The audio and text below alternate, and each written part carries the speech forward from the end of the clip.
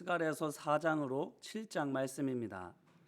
어제도 말씀드렸듯이 스가랴서는 스가랴 선지자가 하나님께서 보여주신 환상을 보고 깨달은 후에 전한 말씀입니다. 말씀의 구조와 함께 살펴보면 환상은 모두 8개인데 첫 번째 환상은 1장 7절로 17절에 있는 화석류 나무 사이에 선 붉은 말을 탄 여호와의 천사와 온 세상을 돌아보는 붉은 말과 자줏빛 말과 백말을 탄 자들에 관한 환상입니다. 두 번째 환상은 1장 18절로 21절에 있는 예루살렘을 흩뜨린 4개의 뿔과 그 뿔들을 떨어뜨리려고 하는 4명의 대장장이에 관한 환상입니다. 세 번째 환상은 2장 전체가 다 그 내용인데 예루살렘의 너비와 길이를 재는 측량줄을 잡은 사람에 관한 환상이고, 네 번째 환상 역시 3장이 그 내용인데 여호수아의 죄를 고발하는 사탄과 더러워진 여호수아의 옷을 아름다운 옷으로 바꿔 입히시고 정결한 관을 그의 머리에 씌우시는 하나님에 관한 환상입니다.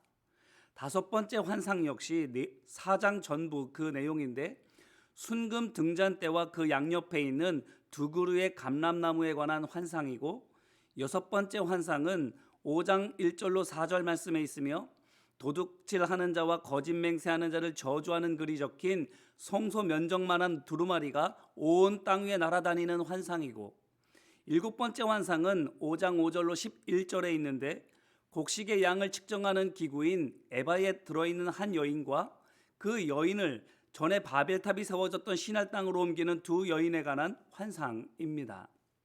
그리고 마지막으로 여덟 번째 환상은 6장 1절로 8절 말씀에 있으며 네 종류의 색깔이 다른 말들이 끄는 4개의 병거가 하나님 앞으로부터 나와서 북쪽과 남쪽 그리고 온 세상을 향해 나아가는 환상입니다. 이같이 8개의 환상은 1장부터 6장 8장까지 순서대로 나오는데 그 내용은 크게 3가지로 요약이 됩니다. 첫 번째 내용은 이스라엘에 대한 심판과 징벌이고, 두 번째 내용은 그들에 대한 하나님의 용서와 회복이고, 세 번째 내용은 회복된 이스라엘의 영광스러운 모습과 그렇게 거듭난 이스라엘을 통해서 세상을 심판하시는 하나님입니다. 이렇게 3개의 내용으로 나눠볼 수 있습니다. 그 첫 번째 내용인 이스라엘의 죄에 대한 지적과 회개의 촉구는 6번째 환상과 7번째 환상에 있습니다. 보세요. 6번째 환상에 보인 하늘을 나는 두루마리에 뭐가 써 있었습니까? 5장 3절 말씀을 보니까 도둑질하는 자는 그 이쪽 뿔대로 끊어지고 맹세하는 자는 그 저쪽 뿔대로 끊어지리라, 이렇게 되어 있습니다. 이것이 무엇을 말하는가 하면 5장 4절 말씀을 보니까 맹세하는 자를 누구라고 말하고 있습니까? 하나님의 이름을 빙자해서 거짓으로 맹세하는 자라, 이렇게 말하고 있습니다. 그걸 생각하면 금방 이해가 됩니다. 바로 십계명을 어긴 사람입니다. 보세요. 도둑질이 남의 것을 훔치거나 탐내는 것인데 거기에는 단지 사람이나 물건만 해당되지 않고 지위나 명예도 포함되지요. 자, 그러면 십계명에서 뭐가 도둑질에 관한 계명이 됩니까? 먼저 하나님의 것에 대한 도둑질은 1계명 곧 하나님 대신 다른 신을 섬기는 것, 2계명 곧 다른 신에 절하는 것, 4계명 곧 안식일을 소홀히 여기는 것 해당되지요. 사람의 것에 대한 도둑질은 5계명 곧 부모 공경하지 않는 것, 6계명 곧 남의 부인을 빼앗는 것, 8계명 곧 남의 물건을 훔치는 것, 그리고 10계명 곧 남의 집을 탐내는 것 등등입니다. 자, 그러면 2개가 남는데 뭐죠? 3계명과 9계명. 그럼 3계명은 뭡니까? 하나님의 이름을 망령되이 부르는 것. 9계명은 이웃에 대해서 거짓 증언하는 것. 이게 뭐예요? 어디에 속하겠어요? 하나님의 이름을 빙자하는 것, 그리고 거짓으로 맹세하는 것이 바로 여기에 포함됩니다. 자, 어때요? 도둑질하는 것과 거짓 맹세하는 것이 바로 10계명을 어기는 것이지 않습니까? 자, 그런데 이 10계명이 누구를 위한 법입니까? 세상 모든 사람들을 위한 법일까요? 물론 궁극적으로는 그렇기는 합니다만 직접적으로는 이스라엘 자손 곧 하나님의 백성을 위한 법입니다. 그렇기 때문에 하늘을 나는 두루마리에 적힌 저주의 글은 이스라엘의 죄에 대한 고발인 것입니다. 그들이 하나님의 법을 어겼음을 만방에 공표하고 있는 것입니다. 자, 그렇다면 그렇게 죄를 지은 결과가 무엇입니까? 하나님의 법을 하나님의 백성이 어긴 결과가 무엇입니까? 일곱 번째 환상을 통해서 할 수가 있는데 바로 약속의 땅에서 쫓겨나는 것입니다. 보세요. 여인이 곡식의 양을 재는 에바 속에 들어가 있는데 그 에바를 어디로 옮깁니까? 오래전 하나님의 백성들이 하나님을 대적하기 위해서 힘을 모아서 탑을 세웠던 신할 땅, 곧 바벨, 그곳으로 옮기는 거예요. 이것은 그들이 지은 죄가 바벨탑을 쌓은 죄와 같다라는 것을 말해주는 것이고, 그렇기 때문에 하나님을 대적하는 그들이 있는 곳으로 쫓겨나는 벌을 받게 된다라는 것을 말해 주는 것입니다. 그걸로 끝일까요? 그렇게 하나님의 백성들이 벌을 받고 영영 쫓겨나고 마는 것입니까? 아닙니다. 환상의 두 번째 내용, 첫 번째, 두 번째, 세 번째, 네 번째 환상을 보니까 아니에요. 말씀드렸죠? 하나님께서 말씀하시는 두 번째 내용, 이스라엘 백성에 대한 하나님의 용서와 회복입니다. 환상의 두 번째 내용이 바로 그것인데, 그것의 첫 번째인 첫 번째 환상을 보게 되면 죄로 말미암아 70년간 포로살이한 하나님의 백성을 하나님께서 어떻게 보신다고 말씀하십니까? 긍휼히 여긴다고 말씀하십니다.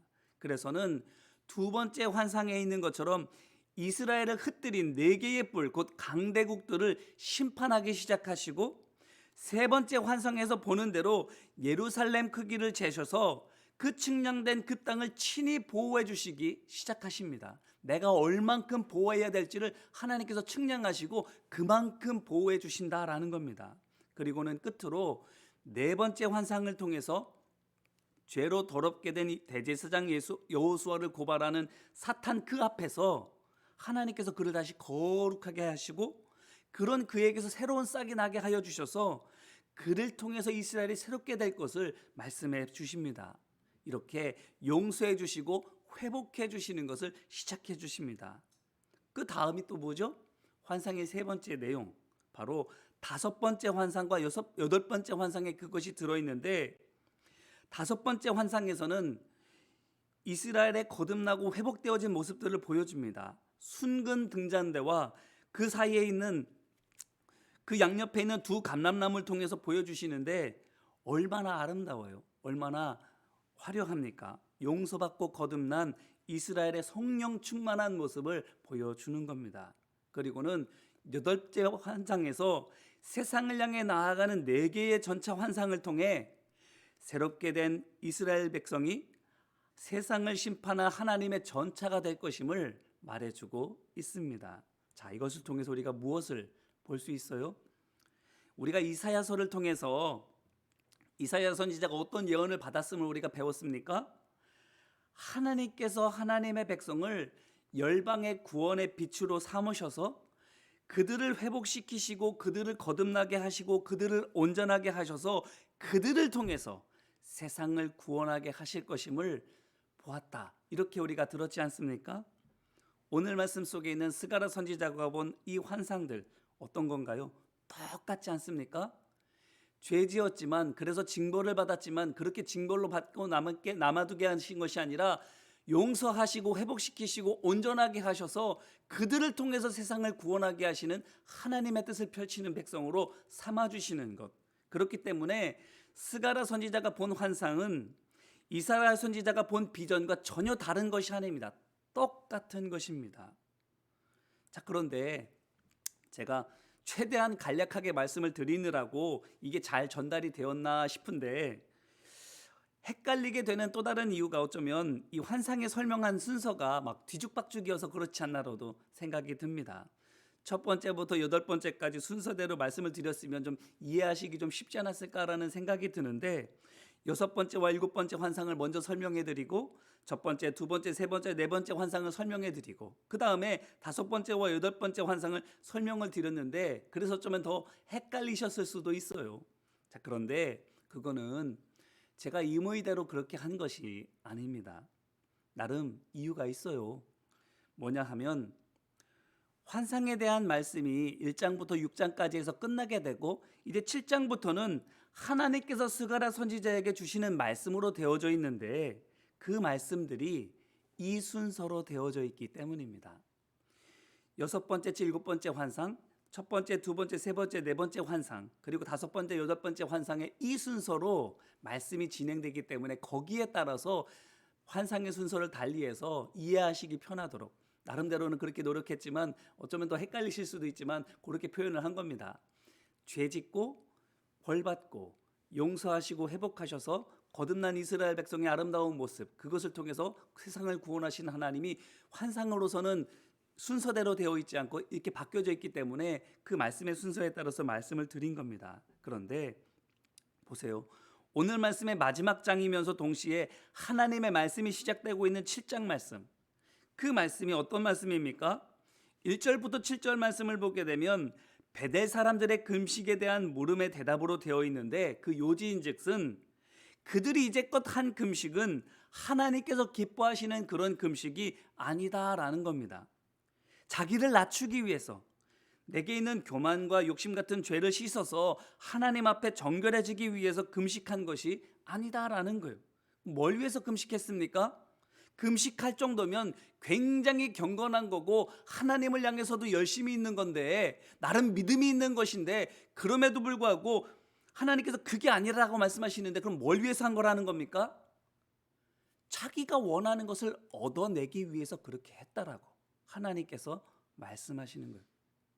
열심도 있습니다. 믿음도 있습니다. 헌신도 있습니다. 그렇지만 하나님께서 원하시는 믿음, 하나님께서 원하시는 헌신, 하나님께서 원하시는 열정 아니다라는 거예요.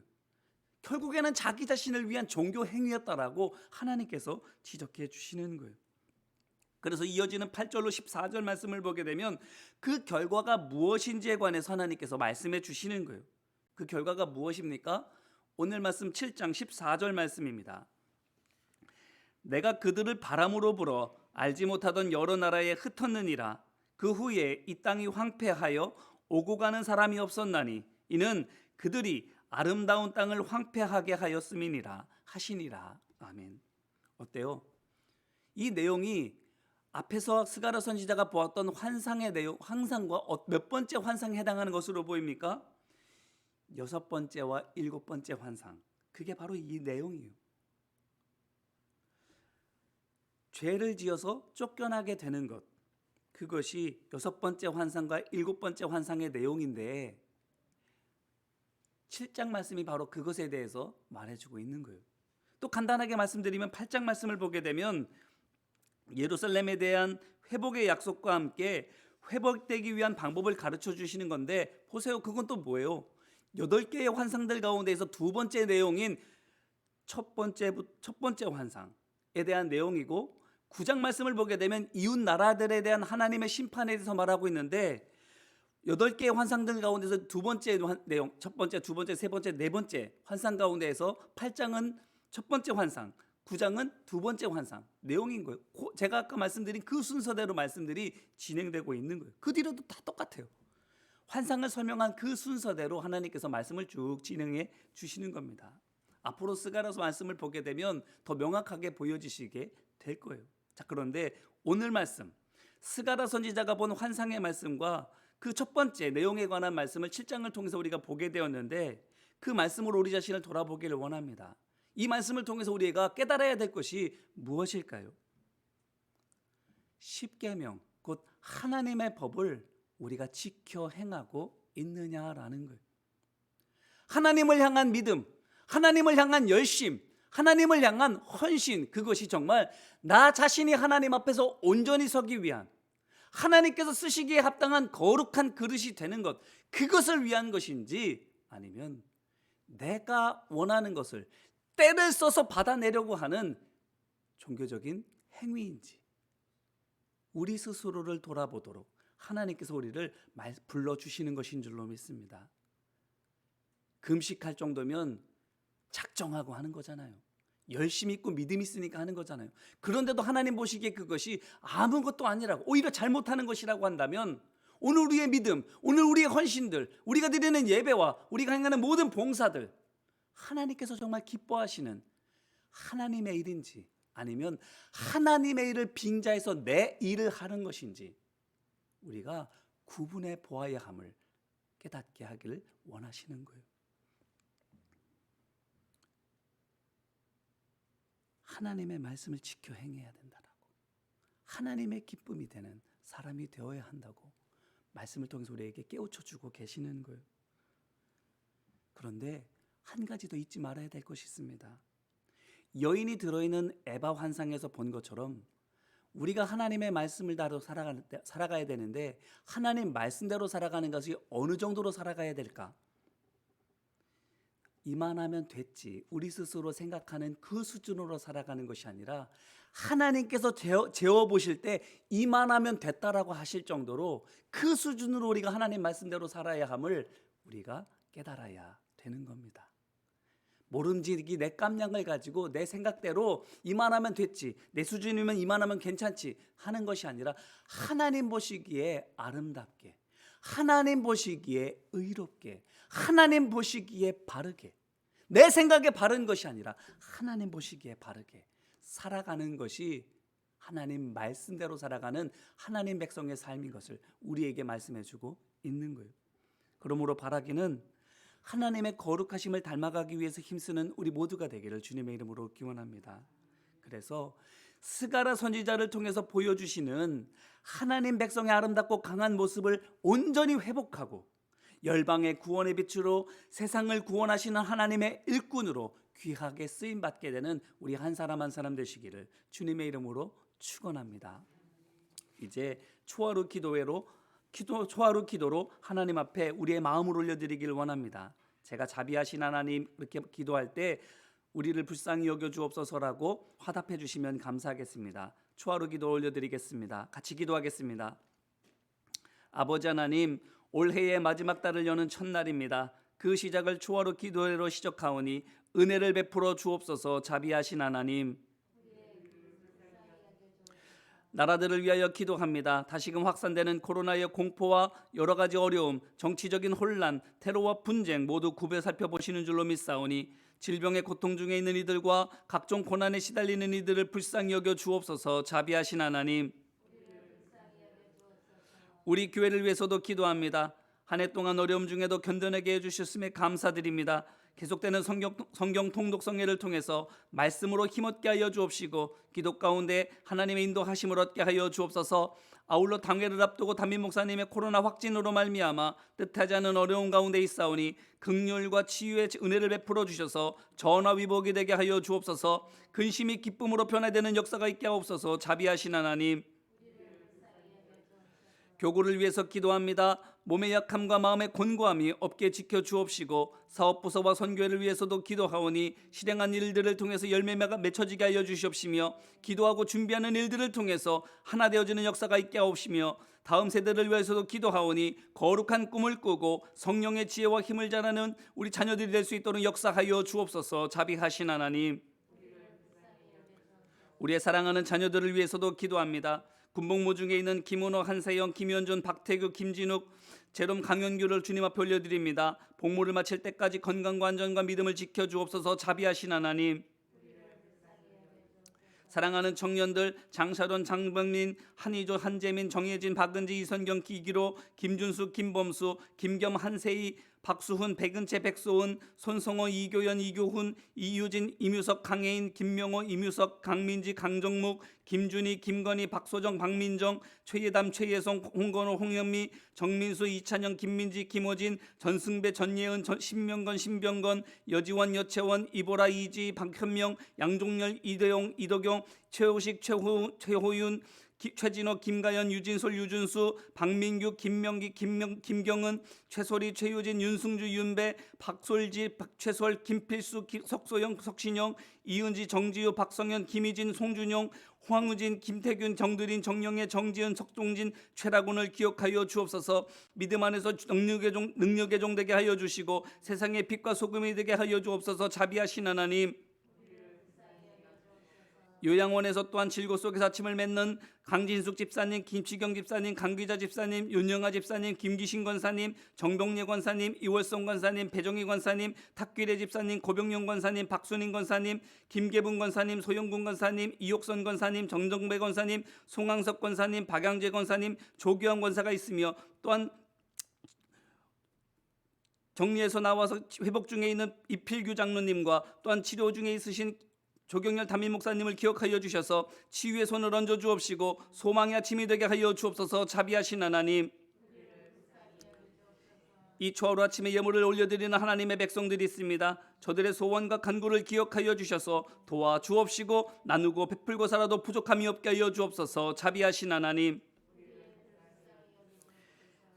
새롭게 시작하는 가운데 주님 다시 어려움을 만났습니다. 위기가 기회가 되게 하여 주옵시고 이로 말미암아 우리의 믿음과 인격이 보다 더 자라고 온전해질 수 있도록 도와 주옵소서.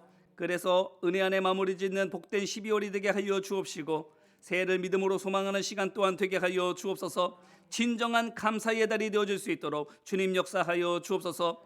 우리를 사랑하여 주시는 예수 그리스도의 이름으로 기도드립니다. 아멘.